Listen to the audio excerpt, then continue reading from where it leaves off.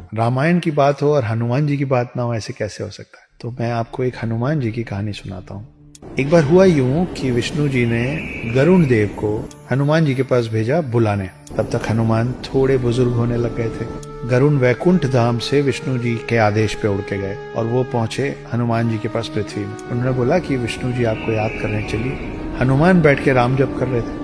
हनुमान बोले कि आप चलिए, मैं पीछे पीछे आता हूँ आपके।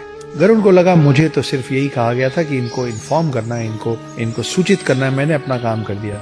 फिर भी गरुण को लगा कि अब ये बूढ़े हो रहे हैं, इनको मैं ले चलूंगा तो इनके लिए रास्ता आसान हो जाएगा। गरुण को इस बात का बहुत गुमान हो गया था, बहुत अहंकार हो गया था कि गरुण से तेज और कोई नहीं उड़ सकता। तो गरुण ने बोला कि आप थोड़े बुजुर्ग हो रहे हैं, आइए आपको मैं अपने साथ ले चलता हूँ, मुझ पे बैठ जाइए।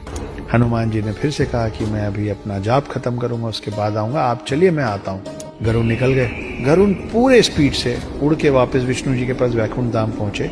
मगर वहां पहुंच के देखते क्या है, वो देखते हैं कि ऑलरेडी हनुमान जी बैठे हुए हैं विष्णु जी के पांव के पास। ये पूछते हो कि प्रभु मुझे कैसे याद किया। गरुण को समझ में नहीं आया कि मैं इतने वेग से उड़ के आया हूँ, मुझसे पहले हनुमान जी पहुंचे तो पहुंचे कैसे। और उनके दिमाग में एक और सवाल था कि अगर हनुमान जी यहाँ पहुंच भी गए थे तो द्वारपाल जो उस दिन सुदर्शन चक्र थे वो हनुमान को अंदर कैसे आने दिए। सुदर्शन चक्र ने हनुमान को विष्णु जी के पास आने से रोका क्यों नहीं। तो खोज शुरू हुई कि सुदर्शन चक्र है कहाँ, द्वारपाल सुदर्शन चक्र अगर द्वार पे नहीं है तो गया कहाँ। विष्णु जी मुस्कुराए और हनुमान जी बोले, हे हनुमान, कहाँ है मेरा सुदर्शन। हनुमान जी ने मुंह खोला और मुंह के अंदर से सुदर्शन चक्र निकला।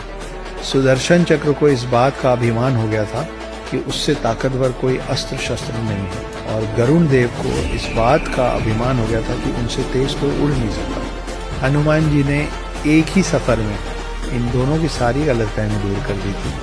वो अस्त्रों में सर्वश्रेष्ठ सुदर्शन चक्र को निगल गए थे और गरुण से पहले विष्णु जी के पास पहुंच गए थे। ये हैं हमारे हनुमान।